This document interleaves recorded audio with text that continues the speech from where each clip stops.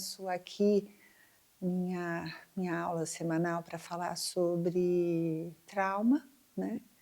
Nós temos construído uma série falando do que é, neurose, questões que todos nós, todo ser humano vive, fenômeno psíquico de que vivemos e não sabemos às vezes pensar, né, não sabemos identificar o que é o quê dentro desses enigmas que a gente vive, que interfere diretamente na forma como a gente assiste um filme, assiste um show, com o apetite e o sabor que a gente consegue ter de um alimento. Então, tudo isso passa por enigmas e interferências, no prazer de viver, né. Então, acho que assim, eu estava conversando com a minha equipe agora há pouco, para que falar o que é o trauma? Por que que as pessoas precisam, né, assim, se a gente está fazendo esse trabalho, de abrir um pouco essa inteligência, né, hã, essa forma de ler, né, as pessoas, as relações. Para que você, que está aqui me ouvindo agora, precisa saber o que é trauma? Se, no geral, todo mundo fala: "Ah, isso é trauma". Gente, você deve estar traumatizado, porque você não está "Nossa, não gosto de dirigir", deve ter algum trauma, né. "Ah, eu tenho trauma de comer, sei lá, ervilha", né. "Ah, isso deve ser trauma". Enfim, eu acho que a gente vai traduzir um pouco, né, e limpar um pouco, algumas interferências na teoria, né. Então, parece que na resistência de levar a sério o inconsciente, o fenômeno psíquico, ah, a nossa cultura, a nossa sociedade cria formas de desdizer a teoria. E um dos fenômenos que desdiz a teoria é a explicação popular sobre trauma, né. Essa explicação popular do que é trauma, eh, ela é uma forma de desdizer, de tirar a importância de fenômenos psíquicos. Nem todos os fenômenos psíquicos precisam ser traduzidos. Inclusive, nós temos muito essa consciência, né, dentro, da psicanálise reichiana, né, assim, de lugares, né, que a gente, sabe que é o olho do onírico, né. A gente não põe a mão no que está ainda tão primitivo, né, no olho da dos fenômenos e dos enigmas.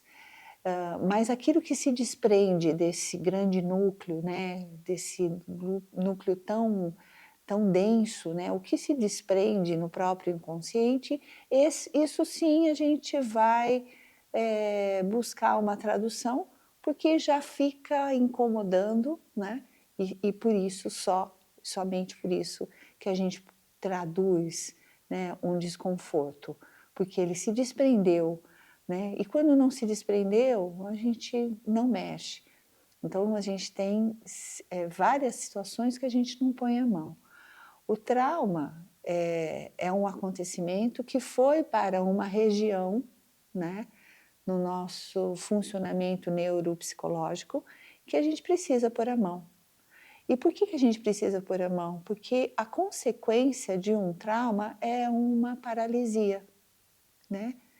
E algumas pessoas podem, ao falar de procrastinação, pode estar falando de um trauma sem saber, né. E isso é muito sério, porque assim, eu vou tomar uma pessoa traumatizada como uma pessoa preguiçosa? Eu vou fazer um julgamento de um efeito do trauma? Eu vou fazer um julgamento que ela tinha que ter reagido, né. Por que que tal fulano, fulana, uma criança, por que que não reage, né? Por que que uma criança não reage? Por que que uma criança não aprende? né, o que é 1 mais 1 na escola, né? Então isso pode vir da consequência desse fenômeno psíquico que o trauma pode gerar, né? Então o que é importante não é exatamente o que aconteceu, mas o que é importante é como aquele organismo conseguiu lidar com aquilo que aconteceu. Quais os recursos que aquele organismo tem para lidar com aquele acontecimento. Então, uma grande explosão pode não me assustar, mas a pessoa do meu lado pode dar um pulo, né? Então, depende em que sensoriedade, em que grau de sensibilidade a minha neuropercepção, a minha propriocepção,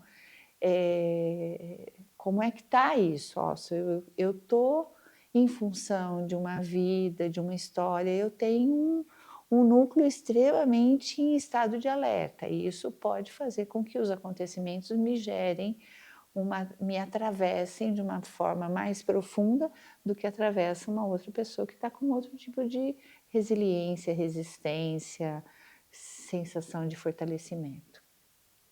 Então, vou dar um exemplo desta semana, porque eu estava dando uma supervisão e a analista pergunta para a paciente: você me fale de algum trauma, né? Até a gente discutiu isso é uma pergunta que a gente nem faz, né? Porque a pessoa me falar de um trauma, eu não sei falar. O trauma é aquilo que ficou no meu inconsciente, é aquilo que ficou na minha paralisia, eu não sei falar. Mas é muito interessante isso, didaticamente, eu acho que a gente pode usar esse exemplo que fica muito interessante. E quando foi pedido a essa paciente uma explicação do que para ela era um trauma, ela disse, é um caso de muitos traumas, é uma pessoa que está bastante paralisada, mas muito interessante que quando ela foi relatar um trauma, ela relata exatamente o que não é trauma, que é o que eu vou contar para vocês agora. Ela relata que ela foi abordada, né, por um grupo numa situação de ser invadida e possivelmente ser abusada, e ela conta, então, nessa situação aconteceu isso e as pessoas vieram para cima de mim e eu reagi, eu gritei, eu empurrei e eu saí correndo. Isso ela contou como sendo uma cena de trauma, mas não. Cena de trauma é se ela não tivesse conseguido reagir, não conseguisse empurrar e não conseguisse sair correndo. Então, no trauma, há um pane geral, né? E eu não tenho mais reflexo, eu não tenho força, há uma fraqueza na musculatura, há uma sensação de um gelado, de um frio, há uma imobilidade, eu quero levantar o braço, eu não levanto, eu quero sair, eu não saio. Então, o trauma ele tem outras características opostas ao que essa pessoa, de um jeito bem bacana, conseguiu contar, né? Então, ela conta que ela grita e reage e sai e corre, né? Ninguém corre no trauma, ninguém empurra, ninguém grita, né? O trauma é paralisias, o trauma é submetimento, o trauma é a impossibilidade de responder a um fato, porque a interferência da cena traumatizante está acima do que eu tenho possibilidade de elaborar, de responder, de reagir, e eu colapso, eu vou sucumbindo. E isso, como é que eu explico isso? Não se explica, né? Por quê?